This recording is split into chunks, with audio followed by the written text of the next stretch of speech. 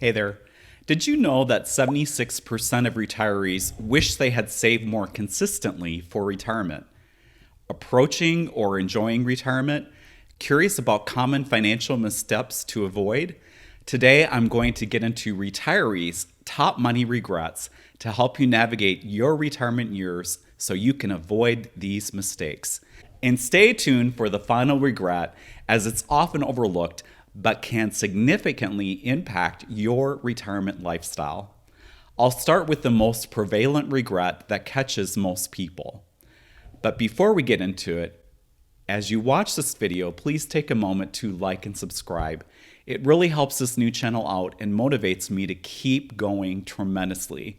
And I really do appreciate it, and it's no cost to you, of course. Okay, regret number one is not saving enough soon enough. According to a 2024 Transamerica Center study, a staggering 76% of retirees wish they had saved more consistently during their working years. I get it. I've had this regret myself. I've certainly said to myself, if only I had started earlier, I could have retired even earlier. But you know, when you're young, retirement seems like a long way off, and it's easy not to prioritize or even think about it. I think the other challenge when you're younger is not understanding how to invest or save for retirement. And when you're young, it's just not something you really prioritize to learn. I also didn't have anyone to teach me. My parents never invested in the stock market, so didn't have those skills to share with me. But you can bet I'm sure going to make sure my daughter understands how to invest. She's 20, and I've already been having those conversations with her. With investing, it's all about time, of course. The longer you're in the market, the greater nest egg you're going to end up having due to the amazing power of compounding. My plan is to get my daughter starting to invest in her 20s, and that will set her up significantly better than if she starts in her 30s or 40s. Regret number two is underestimating retirement expenses. A lot of retirees make the mistake thinking that their expenses are going to go down when they retire. But when you first retire, especially if you retire early, you're younger and in your go-go years, and you'll want to spend money on hobbies now that you have the time and travel. So you're going to spend more than just covering your daily living expenses. In fact, a Fidelity article in November of last year says to expect to spend 55 to 80% of your current income annually in retirement. Regret number three is not planning for healthcare costs. We all know that healthcare in the US is extremely expensive. After all, it's one of the biggest reasons that many choose to retire in a different country. And it's certainly one of the biggest reasons that many choose not to retire early. That is, prior to 65, before Medicare kicks in. And I certainly feel it as an early retiree. I'm very thankful that we have the ACA marketplace, and I'm receiving subsidies for my health insurance to help with that sting. But even if you retire at 65, Fidelity's 2024 healthcare cost estimate reveals that a 65-year-old retiring can expect to spend an average of $165,000 on medical expenses throughout retirement, and that's with Medicare in place. Wow. This figure really underscores the importance of incorporating healthcare costs into your retirement planning. Regret number four is relying on just one source of income. So this is coming from retirees that depend entirely on one stream of income, and you guessed it, primarily Social Security.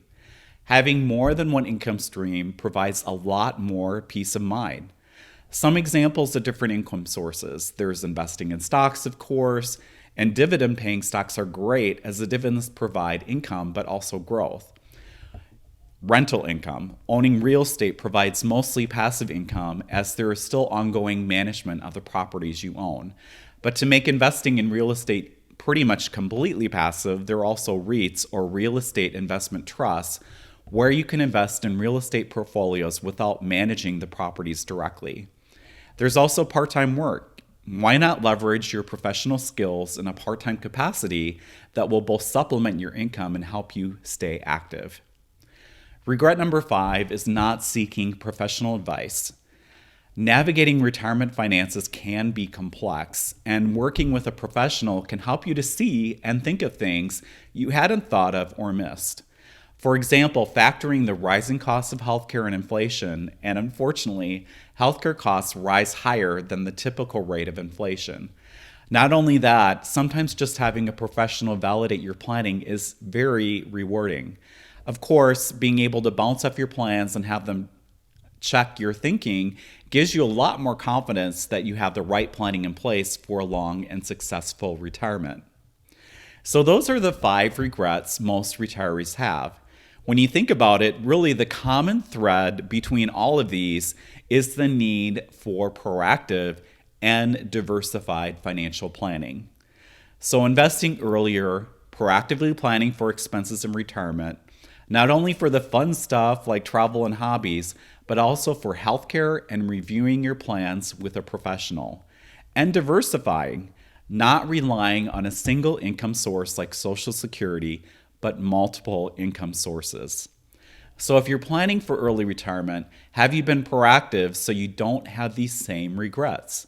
What do you still need to work on? And if you are retired, do you have these same regrets? And which of these is your biggest one? Or do you have a regret that I didn't think of? I'd love to hear from you. Truly, I would. That's all for today. If you enjoyed this video, please take a moment to like and subscribe. I sure would appreciate it, and it really helps this little channel grow, and it really motivates me, and I really, again, appreciate it. Also, if you're ever on the go, Early Retirement Roadmap is available wherever you get your podcasts. And check out my website, mikeupland.com, for my blog and all of my media in one place. Until next time, take care and make the most of today.